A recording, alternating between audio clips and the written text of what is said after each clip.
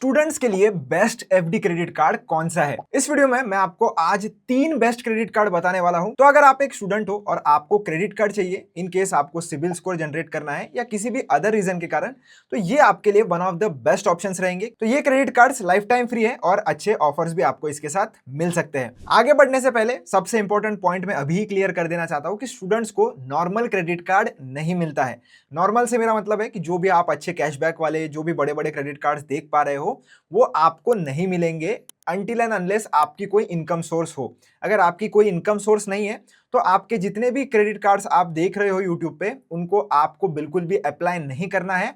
आपका वो application guaranteed reject ही होने वाला है, क्योंकि आपका कोई भी सिबिल स्कोर नहीं है, आपने कभी पास्ट में लोन नहीं लिया है, ना आपका कोई इनकम प्रूफ है, और इसी वजह से आपको कोई भी कंपनी क्रेडिट कार्ड नहीं देगी। तो आपके पास एक ही बेस्ट ऑप्शन बचता है, वो है एफडी बेस्ड क्रेडिट कार्ड्स। तो अगर आप एक बिगिनर हो, आपको भी कुछ इसी तरीके से अपना सिबिल स्कोर या जो भी हिस्ट्री है वो ऐसे ही बनानी पड़ेगी।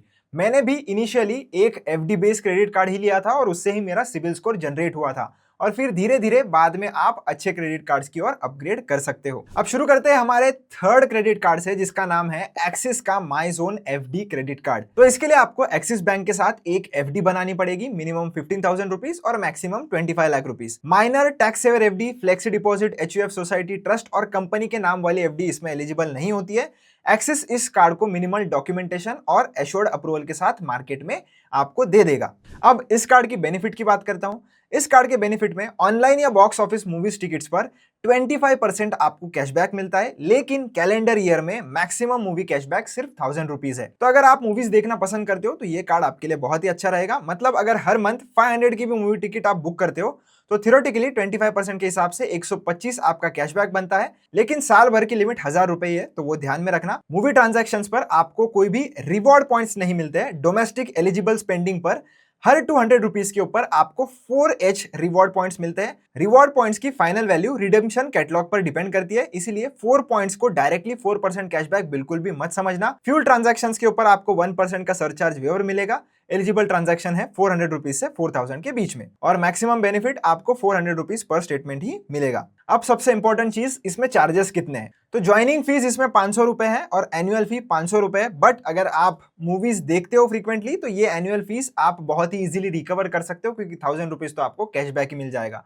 तो ये टोटली आपका कार्ड जो है वो फ्री हो जाएगा। और इस पर आपको एफडी पर इंटरेस्ट कितना मिलेगा, तो वो आपको चेकआउट करना पड़ेगा कि आप कितने अमाउंट की एफडी कर रहे हो, उस हिसाब से आपको इंटरेस्ट रेट दिया जाता है। और मैं एक स्क्रीनशॉट अटैच कर देता हूं, आप वहां पर आइडिया लेने के लिए देख सकते हो। हमारा सेकंड ऑप्शन है वन कार्ड का एफडी बैक क्रेडिट कार्ड। अब ये क्रेडिट कार्ड मैंने पर्सनली 2 साल यूज किया है। इनिशियली मैंने भी इसी में अपना जो है वो अकाउंट खुलवाया था, और 5000 की एफडी मैंने तब करी थी, और तब मुझे इस पे 80% की लिमिट मिलती थी।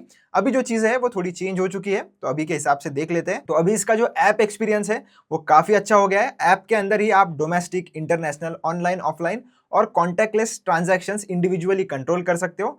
ट्रांजैक्शन लिमिट्स वगैरह भी सब आप चेंज कर सकते हो। तो इसका जो एप्लीकेशन है वो काफ़ी अच्छा है और यूआई मुझे भी काफ़ी अच्छा लगता है।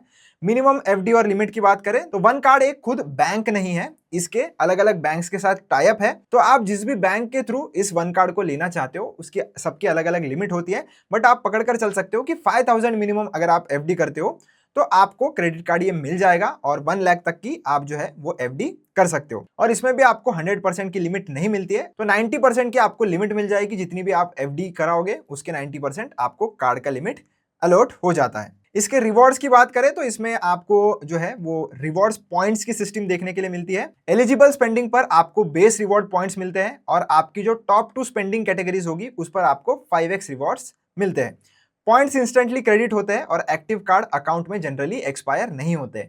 लेकिन 5x का मतलब बिल्कुल भी नहीं है कि आपको 5% कैशबैक मिल रहा है। तो 5x रिवॉर्ड्स पॉइंट्स आपको मिलते हैं, और ये कार्ड जो है वो टोटली लाइफ टाइम फ्री है, और इसमें आपको कोई भी ज्वाइनिंग फीस भी नहीं देनी पड़ती।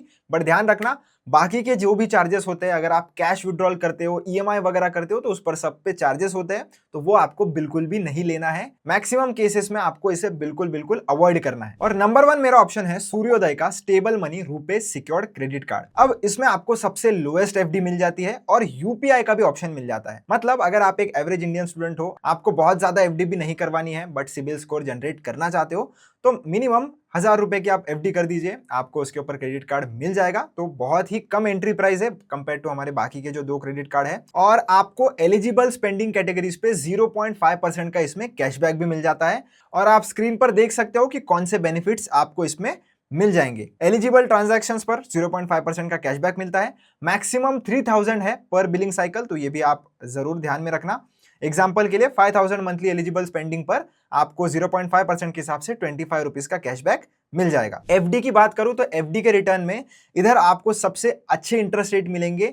स्टेबल मनी आर्टिकल में आपको 8.25% का एफडी रिटर्न मेंशन किया गया है फिलहाल के हिसाब से। ये थोड़ा ऊपर नीचे हो सकता है, बट आप पकड़ कर चल सकते हो कि 8% या 8% से थोड़ा बेटर आपको इंटरेस्ट रेट जरूर मिल जाएगा जो भी आप एफडी करवाओगे उस पे।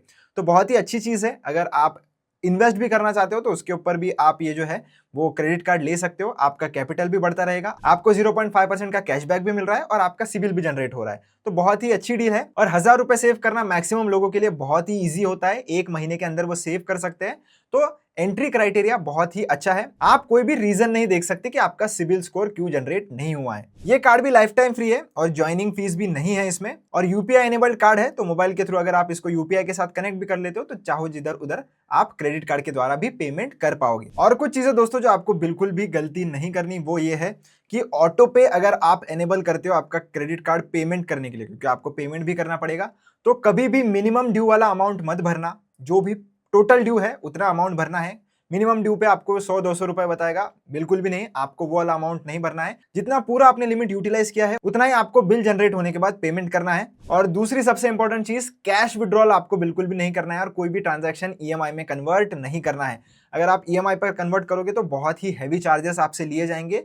एंड सेम गोज विद जब आप इससे कैश विड्रॉल करोगे, आपको भले ही लगेगा कि मेरा ही पैसा है मैं निकाल लेता हूं, नहीं, वो टोटली अलग काम करता है। अगर आप इस क्रेडिट कार्ड के द्वारा कोई भी कैश निकालते हो तो उस पर बहुत सारे चार्जेस आपको देने पड़ेंगे और इंटरेस्ट रेट जो लगेगा वो अलग, तो बहुत ही महंगा आपको पड़ सकता है। तो बिल्कुल भी आपको कैश विड्रॉल नहीं करना है और कोई भी ईएमआई ट्रांजैक्शन पर कन्वर्ट नहीं करना है। क्रेडिट कार्ड अप्लाई करना चाहते हो तो लिंक आपको डिस्क्रिप्शन में मिल जाएगी, तो डेफिनेटली एक बार जरूर चेकआउट कर लेना।